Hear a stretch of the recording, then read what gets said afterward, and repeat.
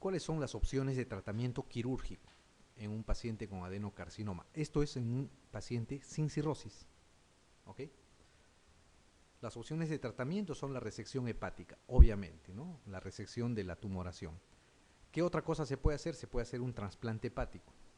El trasplante hepático se hace solamente si la lesión mide menos de 5 centímetros o si no existen más de 3 lesiones, cada una menor de 3 centímetros de diámetro.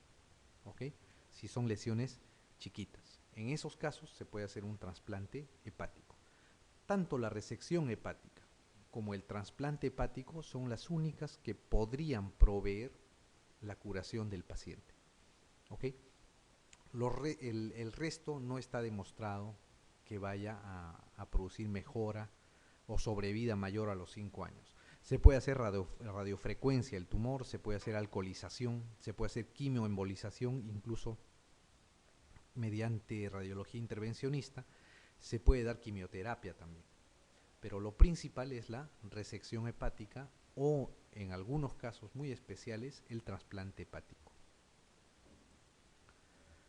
Muy bien.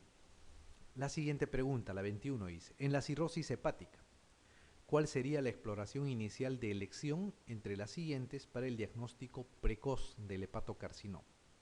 Niveles de fosfatasa alcalina, tomografía computada abdominal, gammagrafía hepática, ecografía abdominal o angiografía hepática.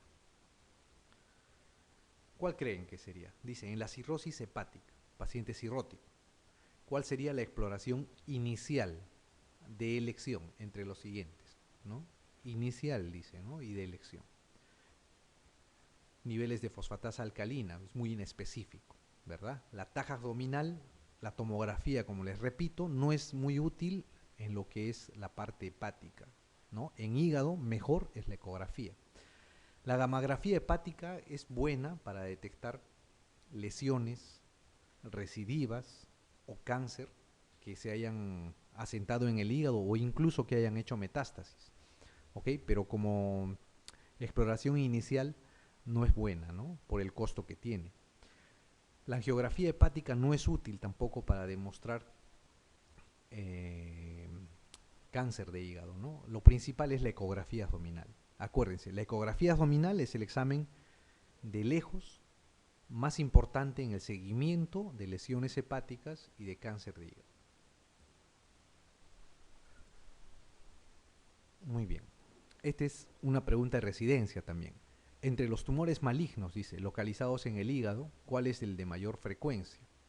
Cáncer metastásico, carcinoma hepatocelular, cistoadenocarcinoma hepático, colangiocarcinoma o hepatoblastoma. ¿Cuál es? La A, ¿no es cierto? El cáncer metastásico, de lejos, ¿ya? De lejos. Y el cáncer metastásico más frecuente que da al hígado, o digamos los tumores metastásicos que se encuentran en el hígado, con más frecuencia provienen del colon. ¿Okay? Provienen del colon. Entonces, de lejos, los tumores malignos localizados en el hígado, con mayor frecuencia, son cáncer metastásico.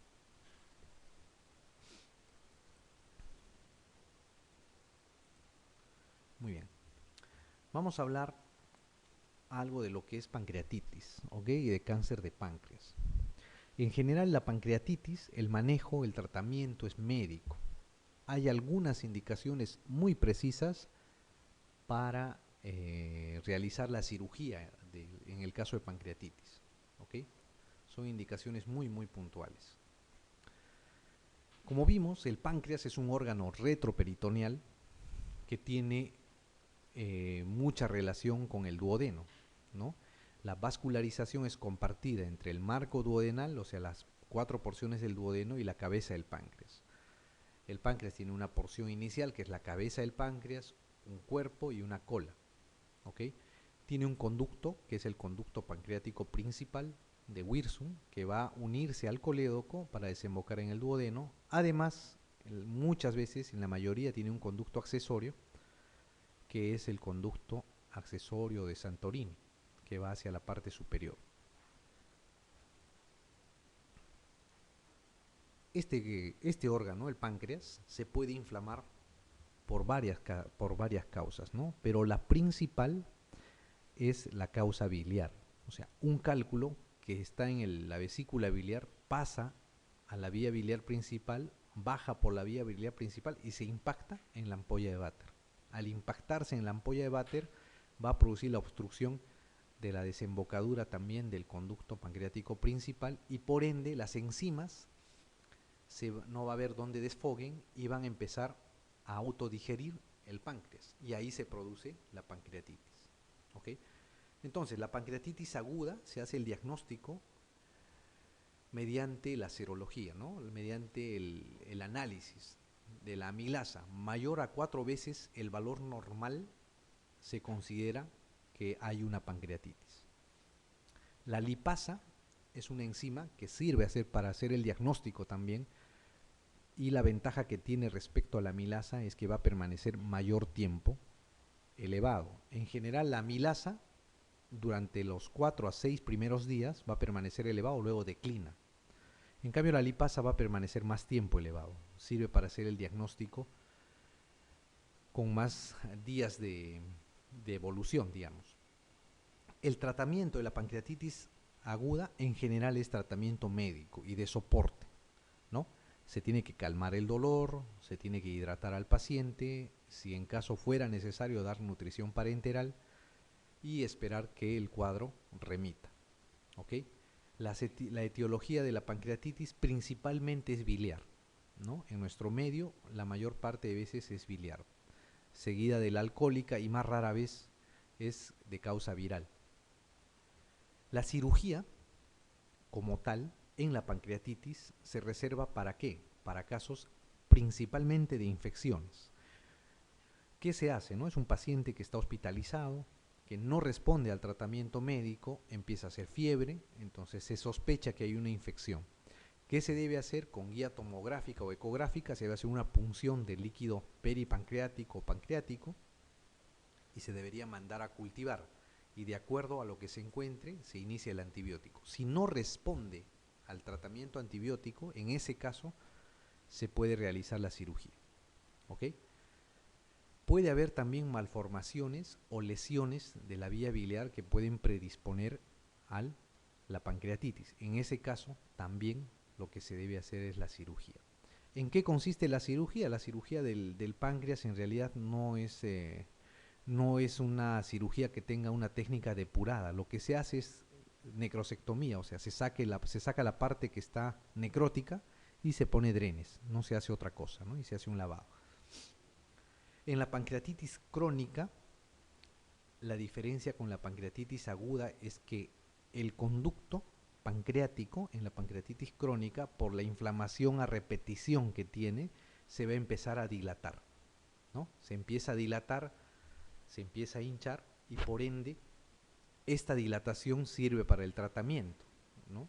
En los casos de una pancreatitis crónica, el tratamiento quirúrgico consiste en una derivación, o sea, se une el conducto dilatado a un asa yeyunal, se hace una derivación pancreático-yeyunal, ¿ok? Para que el jugo pancreático pase de frente hacia el intestino. Ok, de lejos, la parte quirúrgica, dentro de lo raro que es, se da más en pancreatitis aguda, ¿no? Muy bien, la pregunta 23 dice, ¿en qué consiste el signo de Grey-Turner? Coloración azulada en flancos por hemorragia retroperitoneal, dolor intenso en hipocondrio izquierdo desencadenado por presión en epigastrio, coloración dice acá, coloración es azulada periumbilical por infiltración sanguínea, dolor intenso en escápula izquierda desencadenado por presión en epigastrio o dolor en hipocondrio izquierdo durante la inspiración profunda. ¿Qué cosa es? ¿En qué consiste el signo de Grey-Turner? ¿Saben? La A, ¿no es cierto? Es la coloración azulada en flancos por hemorragia retroperitoneal, ¿no? Cuando hay una pancreatitis aguda hemorrágica, ¿no? La sangre diseca el retroperitoneo y va a llegar a los flancos, ¿no? Y a eso se le va a llamar el signo de Grey-Turner.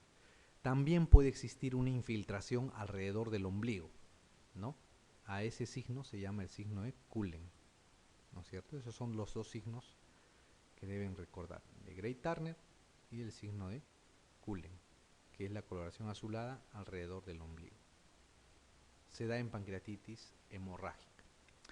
Bien, cuando les llega un paciente con pancreatitis aguda, lo primero que ustedes deben preguntarse es si este paciente con pancreatitis tiene o no tiene criterios de severidad. Si tiene criterios de severidad, el tratamiento y el manejo es distinto a que si no los tiene. Los criterios de severidad se pueden hacer mediante varios scores, ¿no? Pero los más usados hasta ahora son los criterios de Ranson. Los criterios de Ranson se deben hacer al ingreso y a las 48 horas. De acuerdo a los criterios que cumpla, si tiene 3 o más criterios, se considera que es una pancreatitis aguda con criterios de severidad. Y al ser un paciente con pancreatitis aguda con criterios de severidad, lo que se tiene que hacer es pasarlo a radiología para que le tomen una tomografía. Y con la tomografía se puede hacer no solamente la severidad, sino el pronóstico del paciente. ¿Ok?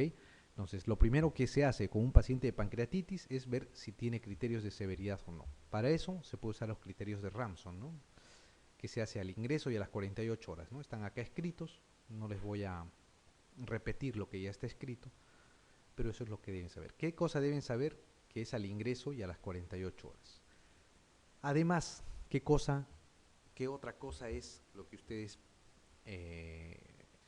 pueden hacer? ¿Qué otro score pueden usar para dar la severidad a una pancreatitis? El score Apache, ¿no? El score Apache les sirve para ver la severidad de una pancreatitis usando el examen físico y usando algunos test que principalmente los pueden sacar del AGA, ¿no? De acuerdo a los puntajes que ustedes obtengan y de acuerdo a la presentación del paciente, ustedes pueden darle una puntuación del Apache, ¿ok? Que puede ir de 0 hasta mayor a 34, y de acuerdo al puntaje que obtengan se va a dar el porcentaje de mortalidad del paciente. ¿Qué ventajas tiene el Apache respecto a otros criterios de severidad? El Apache es el más exacto predictor de severidad, no solo en pancreatitis, sino en otras enfermedades también, ¿no? El síndrome de distrés respiratorio, en sepsis, en shock, etcétera, ¿no? Es el principal predictor de severidad. Se puede evaluar en las primeras 24 horas, a diferencia de los criterios de Ranson, que se debe hacer al ingreso y después a las 48 horas. Con el score Apache ustedes lo pueden hacer desde el ingreso, en las primeras 24 horas. Es más, se puede hacer un monitoreo, se puede hacer al ingreso, se puede ver si es que ha variado a las 6 horas, a las 18 horas, a las 72 horas, etcétera, ¿no? Este es un score que les permite cotejar continuamente el puntaje que están obteniendo. Se dice que en pancreatitis un score Apache que tenga más de 8 ya indica que la pancreatitis es severa. ¿Ok? De esto, ¿qué cosa les pueden preguntar? Las ventajas y el puntaje de severidad. ¿Cuándo es severa una pancreatitis? Con el score Apache. No les van a preguntar o no les van a pedir que saquen el score Apache ni las características o los puntajes que toma cada valor, ¿no? Lo que sí les podrían preguntar son las ventajas y el puntaje de severidad. Bien, si ustedes tienen a un paciente que tiene criterios de severidad para pancreatitis, ¿qué cosa es lo que deben hacer? Lo que deben hacer es pedirle una tomografía con y sin contraste. ¿Para qué? Para definir cómo está el páncreas, cuál es el grado de necrosis y en base a esos datos dar el pronóstico. Ustedes ya tienen la severidad con el Ranson y el Apache. Entonces, lo que les queda es dar el pronóstico, cómo va a quedar ese paciente. Para dar el pronóstico les tienen que tomar la tomografía. Ok. La clasificación tomográfica se basa en los criterios de Baltasar. Los criterios de Baltasar pueden ir del criterio A hasta el criterio E, ¿no? El A, Baltasar A, es un páncreas normal. Es un paciente que tiene todo el cortejo de pancreatitis, tiene su amilasa elevada, podría tener incluso criterios de severidad, le toman una tomografía, pero el páncreas sale normal. ¿Ok? El Baltasar B es cuando existe un agravamiento de la glándula pancreática, de la cabeza, del cuerpo, de la cola o de todo el páncreas. Los límites de la glándula son irregulares, esto es porque el páncreas se hincha, se dematiza. ¿Ok? Va a haber una dilatación del conducto de Wirsung, obviamente, ¿por qué? Porque existe una obstrucción distal y puede haber pequeñas colecciones intrapancreáticas dentro del páncreas, pero no hacia afuera, ¿ok? Pero principalmente acá vamos a ver en el Baltasar B el edema del páncreas. En el Baltasar C va a haber, además del edema del páncreas, del conducto Wirsung dilatado, colecciones pequeñas, puede implicar el compromiso de la grasa que está alrededor del páncreas, ¿ok? Va a haber un aspecto más heterogéneo de la glándula. En el Baltasar D, además de todo lo anterior, va a haber una colección líquida, una colección que podría ser un absceso, ¿ok? Y en el Baltasar E va a haber 2 o más colecciones, e incluso extrapancreáticas. Puede haber también gas o aire dentro del páncreas o alrededor del páncreas. Entonces, de acuerdo al grado de Baltasar que ustedes tengan, A, B, C, D o E, les van a dar un puntaje, ¿no? 0 puntos, 1 punto, 2 puntos, 3 o 4 puntos. Cuando ya tienen la tomografía con la imagen del páncreas, le tienen que hacer en ese mismo momento, obviamente, la tomografía con contraste. Cuando hacen la tomografía con contraste, lo que van a encontrar es el porcentaje de necrosis. ¿Ok? La parte necrótica del páncreas no va a captar contraste. Entonces, ustedes pueden encontrar el porcentaje de necrosis pancreática, que puede ir sin necrosis hasta una necrosis de mayor, que tiene mayor del 50%, ¿cierto? Sin necrosis 0 puntos, menos de 30% 2 puntos, de 30 a 50% 4 puntos y mayor de 50% 6 puntos. Sumados, los el índice o el grado de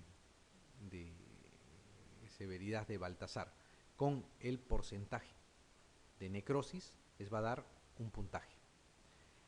Este puntaje va a estar correlacionado con el porcentaje de complicaciones y el porcentaje de mortalidad. ¿Ok?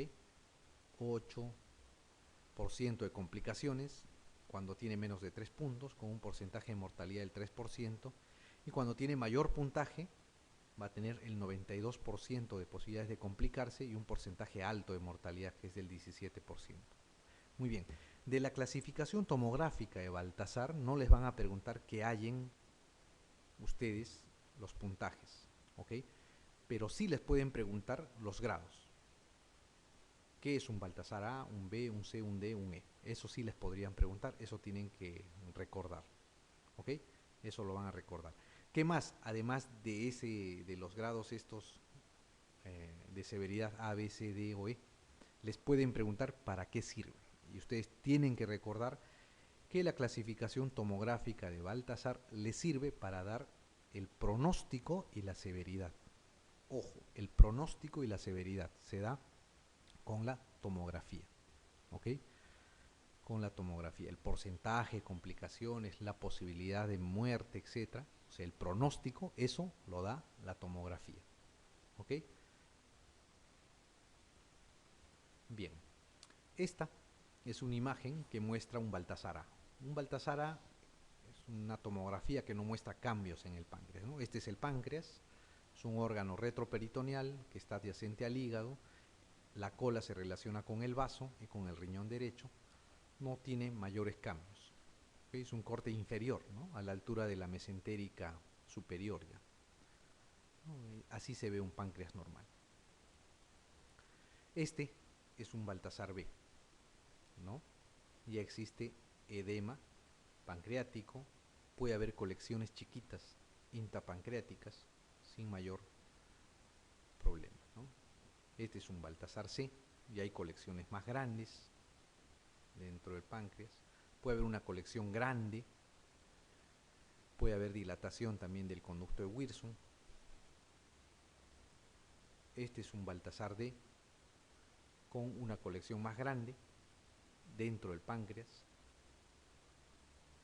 y este es un Baltasar E con gas intrapancreático, con gas en la vesícula biliar, con colecciones extrapancreáticas, con gas fuera de del páncreas, con un pronóstico sombrío, ¿no es cierto? Un pronóstico sombrío, probablemente si este paciente se salva va a tener muchas complicaciones, ¿no? Pseudoquistes pancreáticos, pancreatitis crónica, etc. Muy bien. A ver, vamos a responder las siguientes preguntas. La 24, ¿no?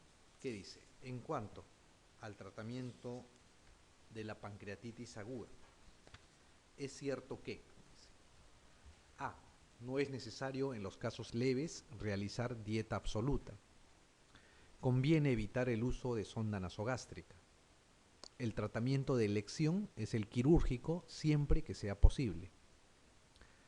La CEPRE, o ERCP, si quieren, está indicado como tratamiento en las pancreatitis de origen etílico. No está demostrado que el tratamiento antibiótico profiláctico aporte ventajas. ¿Cuál es la respuesta ahí? Es cierto, dice, ¿no es cierto?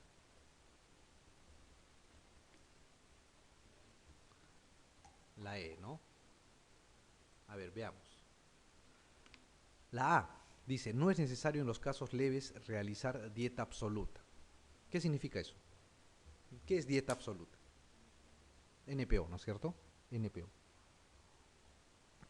No es necesario en los casos leves realizar dieta absoluta, no, ¿no es cierto? En todos los casos de pancreatitis se debe hacer NPO, siempre, porque cualquier ingestión de alimentos va a aumentar la secreción pancreática y por ende va a empeorar el cuadro, ¿ok? Salvo que ya esté en remisión.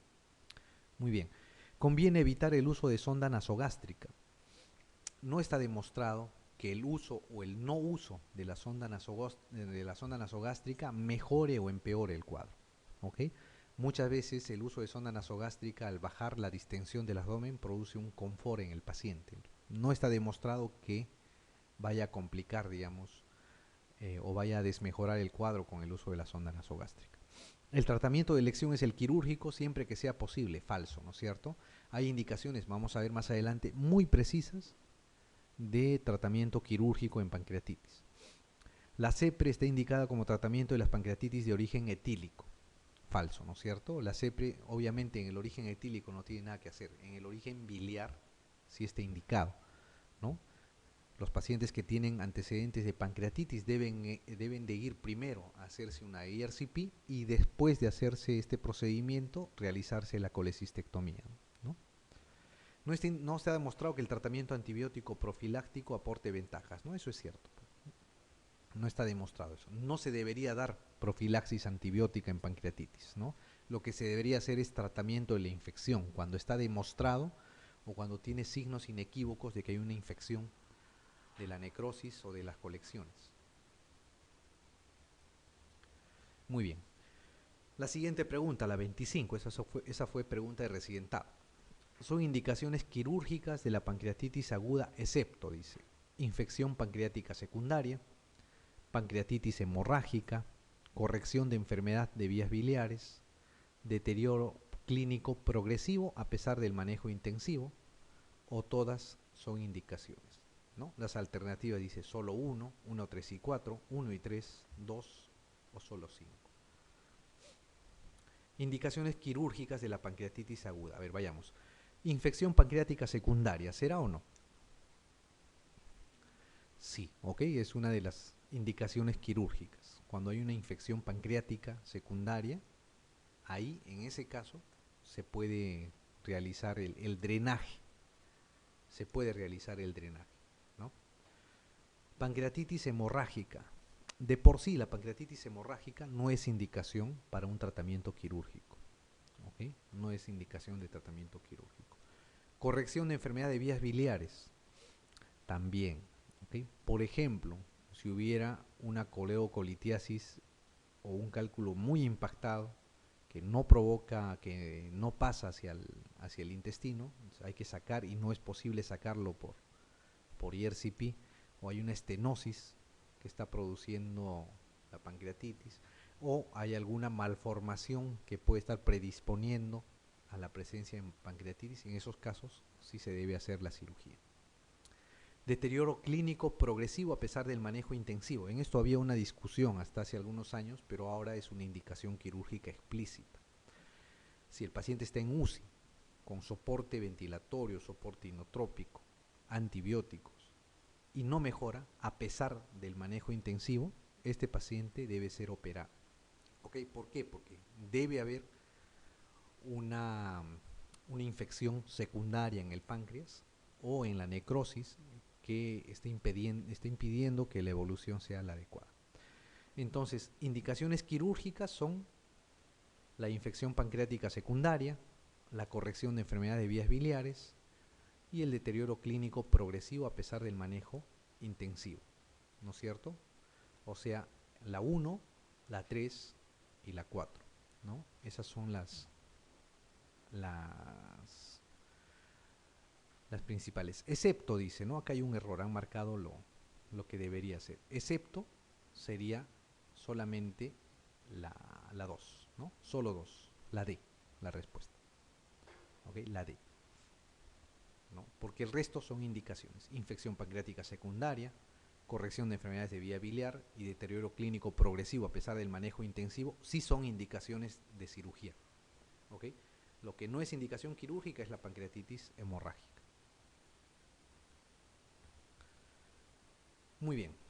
La 26 dice, ¿qué técnica de imagen sería de elección en un paciente con episodios repetidos de pancreatitis crónica que acude de nuevo al hospital con dolor típico?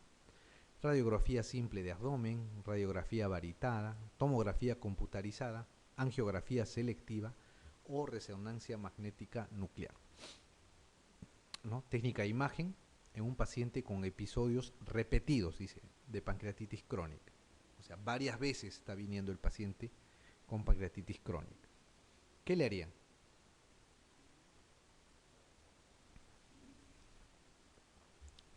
A ver, ¿la radiografía servirá?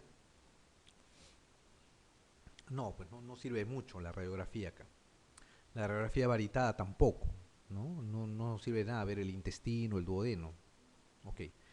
La angiografía selectiva tampoco, no tiene que ver con vascularización el tema de pancreatitis crónica. Les queda dos, tomografía computada o resonancia magnética nuclear. ¿Cuál harían? Siempre, eso es una condición, siempre el mejor estudio para pancreatitis es la tomografía. Igual que el hígado, en hígado y en vesícula, el mejor estudio es la ecografía, en páncreas el mejor estudio es la tomografía, ¿ok? De lejos. Entonces, los estudios que se hacen para ver pancreatitis, sea crónica, sea complicaciones, abscesos, pseudoquistes, siempre es con tomografía, ¿ok? Con tomografía. Tomografía computada es el examen de elección, ¿no? Ante cualquier patología pancreática. Muy bien, la 27, ¿qué dice? Un paciente de 42 años ingresa o ingresó hace 6 días, ¿no? Con un cuadro de pancreatitis aguda de origen biliar. La mala evolución obliga a determinar si presenta necrosis pancreática. ¿Qué prueba diagnóstica solicitaría usted? Ecografía abdominal con contraste endovenoso, taja abdominal sin contraste, radiografía simple de abdomen, colangiografía pancreática endoscópica, taja abdominal con contraste endovenoso. ¿Cuál pediríamos?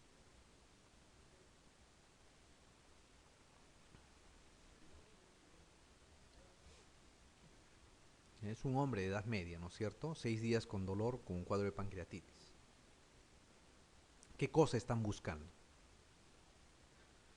Quieren ver si presenta necrosis, ¿no es cierto? obliga a determinar si presenta necrosis, dice la pregunta, necrosis pancreática. A ver, ecografía abdominal con contraste endovenoso, ¿servirá o no? No, no es cierto. Para empezar, la ecografía nunca se hace con contraste, pues no tiene nada que ver la ecografía con el uso del contraste endovenoso. Ok. Radiografía simple de abdomen no sirve para ver páncreas, ¿verdad? La IRCP, la colangiografía o la colangiopancreatografía retrógrada endoscópica, sirve para hacer el diagnóstico si es que hay un cálculo enclavado y para por ahí hacer el tratamiento, ¿no? Hacerle una esfinterotomía y una exéresis del cálculo enclavado. Ayudaría, pero lo que están buscando ustedes, lo que quieren ver es si es que hay necrosis. Les queda dos: una taja abdominal sin contraste o una taja abdominal con contraste endovenoso. ¿Qué cosa es lo que pedirían? La tomografía abdominal con contraste, ¿no es cierto? Con contraste endovenoso. ¿Por qué? El contraste va a ser captado por el páncreas no necrótico y el contraste no va a ser captado por las zonas necróticas. Entonces, para ver si hay necrosis, se tiene que hacer una tomografía con contraste. Por eso es que la tomografía abdominal en general se debe pedir siempre con y sin contraste para ver el grado de necrosis. Muy bien. Acá es la taja abdominal con contraste endovenoso.